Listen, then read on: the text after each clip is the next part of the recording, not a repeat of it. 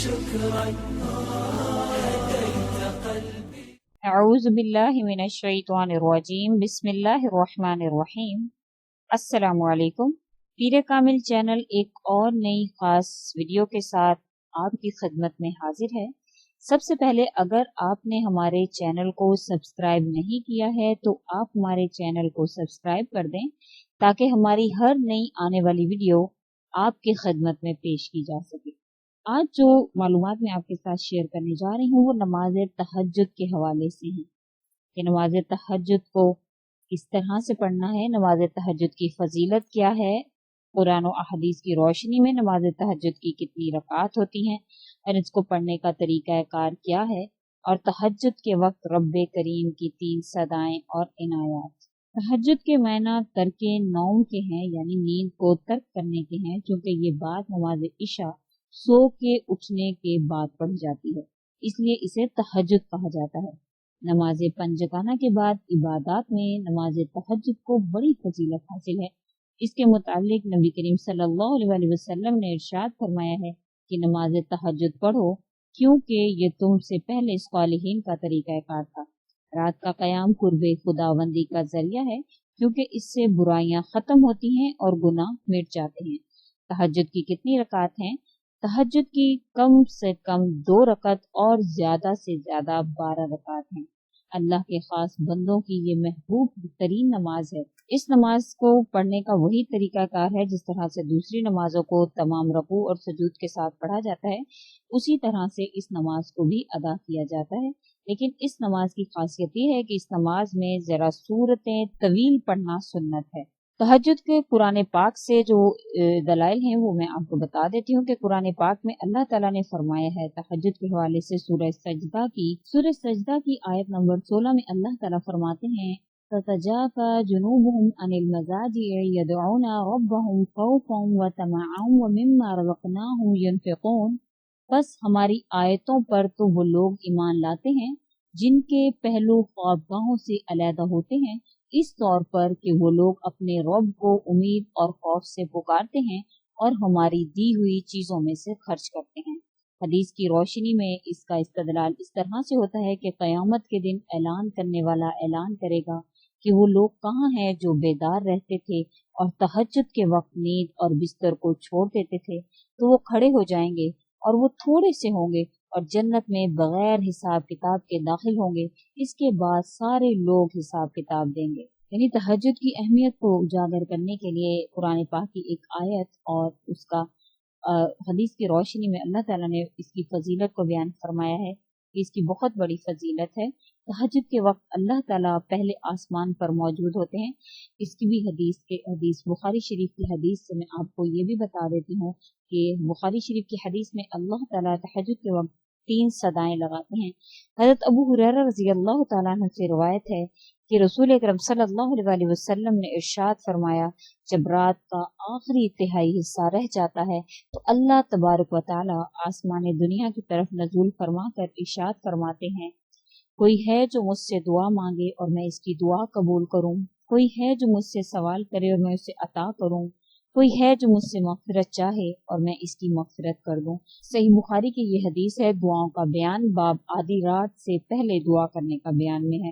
نماز تہجد میں صرف اگر آپ خود بھی جاگے ہیں تو یہ بھی بہت بڑی فضیلت کی بات ہے، لیکن اگر آپ ساتھ ساتھ اپنے کسی اور یعنی اگر شوہر اٹھ رہا ہے نماز تہجد کے لیے تو وہ اپنی بیوی کو بھی اٹھا دے، یا بہن بھائی ہیں تو وہ اپنے دوسرے بہن بھائیوں کو بھی اٹھائیں، تو اس کی بھی بہت فضیلت بیان ہوئی ہے۔ نماز تہجد کے لیے بیدار کرنے والے کو بھی بہت ثواب کا جو ہے وہ اللہ تعالیٰ نے فرمایا کہ بہت ثواب ملتا ہے اس کو بھی۔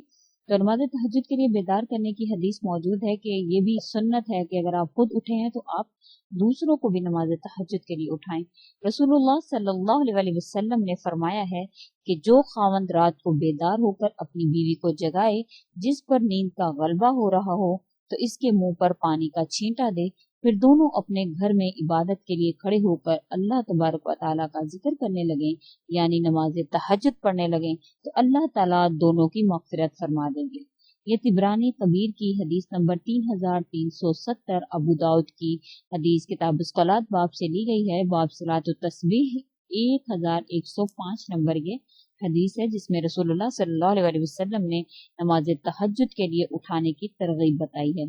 उसके बाद नमाज तहज्जुद में जब हम उठते हैं तो उसके भी कुछ आदाब और कुछ दुआएं हमारे नबी ने हमें बताई हैं कि नमाज तहज्जुद के वक्त जब आप उठें तो आपको सबसे पहले उठने के बाद आपको ज़ाहिरी बात है इस्तिंजा वगैरह करने की ज़रूरत पड़ेगी, तो उसके बाद आप सलखाना में जाना है, वॉशरूम में जाना है, तो उसकी भी कुछ दुआएं हमारे नबी करीम सल्लल्लाहु अलैहि वसल्लम ने हमें बताई हैं। जब हम एक तरीक़ाकार मुकम्मल सुन्नत के मुताबिक करते हैं तो हमें चाहिए कि हम मुकम्मल उसको मसनून तरीके से ही अदा करें ताकि उस इबादत का हमें पूरे तौर पर फायदा हासिल हो सके। नमाज तहज्जुद वैसे अपने आप में एक बहुत बड़ी फजीलत है, लेकिन अगर तमाम सुन्नतों को अदा करके हम उस पर अमल करें तो हमें और भी ज्यादा उसकी फजीलत से हम मुस्तफीद हो सकेंगे। जब आखिरी शब में नमाज तहज्जुद पढ़ने के लिए उठें तो अगर पखाने में जाएं तो बिस्मिल्लाह पढ़ें, यानी जाने से पहले अंदर जाकर नहीं पढ़ना है, बाहर ही आप बिस्मिल्लाह पढ़ेंगे और इसके बाद आपने ये तअवुज़ पढ़ना है, अल्लाहुम्मा इन्नी अऊज़ु बिका मिनल खुबुसि वल खबाइस। ये वॉशरूम में जाने से पहले आपने बिस्मिल्लाह पढ़ना है और उसके बाद ये दुआ पढ़नी है। इसका तर्जुमा, ए अल्लाह मैं तेरी पनाह लेता हूँ एज़ा पहुँचाने वाले नर और मादा शैतानों और जिन्नों से।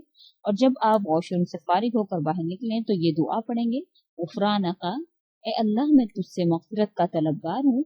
इसके बाद ये दुआ पढ़नी है, अल्हम्दुलिल्लाहिल्लज़ी अज़हबा अन्निल अज़ा व आफ़ानी। अल्लाह जल्ला शानहू का लाख लाख शुक्र है जिसने मेरी तकलीफ दूर की और मुझे आफियत बख्शी।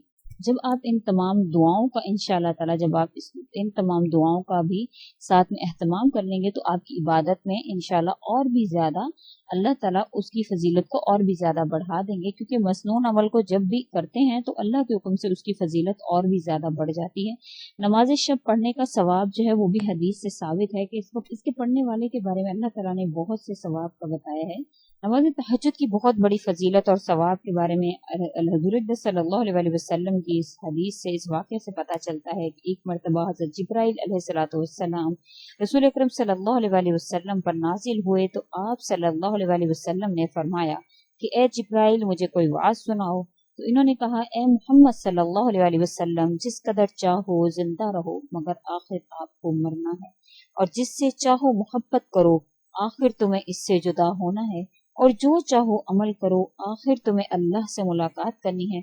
और मोमिन का शर्फ इसकी नमाज शब है यानी तहज्जुद है, और इसकी इज्जत ये है कि वो लोगों को अजियत देने से बाज रहे।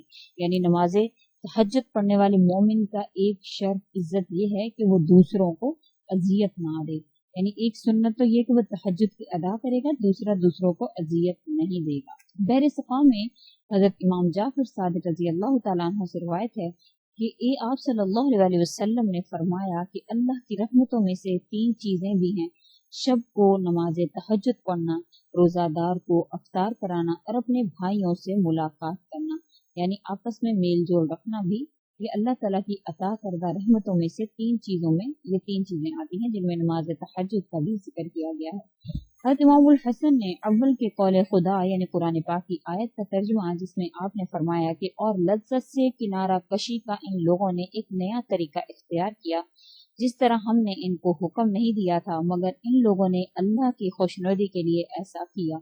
यानी नमाज तहज्जुद अल्लाह ताला ने फ़र्ज तो नहीं की मगर इसके अल्लाह ताला ने यानी अपनी इबादतों, अपने सुकून को छोड़कर, अपने बिस्तरों को छोड़कर रात को तहज्जुद को इख्तियार करने को अल्लाह ताला ने अपने खुशनुदी का जरिया करार दिया, यानी अपने खुशनुदी का एक रास्ता करार दिया। ये सूरह हदीद की आयत नंबर 27 के मुतालिक फरमाया गया है, जिसमें अल्लाह ताला ने नमाज तहज्जुद के बारे में तरगीब दिलाई है कि वो अल्लाह की खुशनुदी का जरिया है। आप सल्लल्लाहु अलैहि वसल्लम ने फरमाया है कि कोई बंदा नहीं है जिसकी आंख शब में 1 या 2 मरतबा ना खुलती हो। यानी हर रात में ऐसा होता है कि कभी हमारी आंख 1 मरतबा या 2 मरतबा खुलती है, बस अगर वो इसमें उठ खड़ा हो, यानी इबादत के लिए अगर वो इस आंख खुलने में अगर वो उठ खड़ा हो तो इसको इख्तियार है, वरना शैतान आकर इसके कान में पेशाब कर देता है। क्या तुम में से कोई ये नहीं देखता कि जब कोई ऐसा शख्स सुबह को उठता है जो नमाज तहज्जुद के लिए नहीं उठा तो वो सुस्त और बोझल और कसलमंद उठता है। यानी नमाज तहज्जुद में अगर किसी बंदे की आंख खुली है और उसने उठने के बावजूद भी नमाज तहज्जुद अदा नहीं की तो हज़रत सल्लल्लाहु अलैहि वसल्लम ने फरमाया कि इस चीज की नहुसत क्या होती है कि तमाम दिन उसका सुस्त बोझल और कुसलमंद गुजरता है। हजरत हुसैन हसन सैकल ने हजरत इमाम जाफर सादिक अलैहिस्सलाम से रवायत की है कि आपने फरमाया, मैं इस शख्स से नफरत करता हूँ जो मेरे पास आकर अमले रसूलुल्लाह सल्लल्लाहु अलैहि वसल्लम के मुतालिक दरियाफ्त करता है, फिर कहता है क्या ये ज्यादा किया गया है। गोया इसका ख्याल है कि रसूलुल्लाह सल्लल्लाहु अलैहि वसल्लम ने किसी शय में कोई कमी कर दी थी। और मैं नापसंद करता हूँ इस शख्स को जो कुरान की तिलावत करे और रात के कुछ हिस्सा तक बेदार रहे और नमाज शब के लिए खड़ा ना हो, यहाँ तक कि जब सुबह हो जाए तो जल्दी से उठकर नमाज सुबह के लिए खड़ा हो जाए। यानी नमाज तहज्जुद को अदा करने की बहुत बड़ी फजीलत हज़रत हसन सकील हज़रत इमाम जाफर से रिवायत की है। नमाज तहज्जुद अकाबरीन का भी जो है वो मामूल था। हुज़ूर सल्लल्लाहु अलैहि वसल्लम के बाद सहाबा कराम का, उसके बाद अकाबरीन का, तमाम उन लोगों का ये मामूल रहा है कि वो नमाज तहज्जुद को अदा करते हैं, क्योंकि इसकी फजीलत बहुत ज्यादा है। एक तो अल्लाह ताला पहले आसमान पर होते हैं, आपकी दुआओं को खुद सुनते हैं। ये इससे बढ़कर और फजीलत इसकी क्या बयान होगी कि इसमें आपकी दुआएं भी कबूल होती हैं। अगर आपको हमारी ये वीडियो अच्छी लगी है, हमारी ये कोशिश अच्छी लगी है, तो आप हमें लाइक कर दें हमारी वीडियो को, और कमेंट्स में अच्छे रिव्यूज जो भी आपको इस वीडियो के मुतालिक देने हैं, आप वो रिव्यूज हमें कमेंट्स में लिख सकते हैं। सुभान अल्लाह, माशाअल्लाह, या जो भी आपका इस वीडियो के बारे में ख्याल है वो आप हमें वीडियो के बारे में ख्याल आप कमेंट में ज़रूर लिखिए।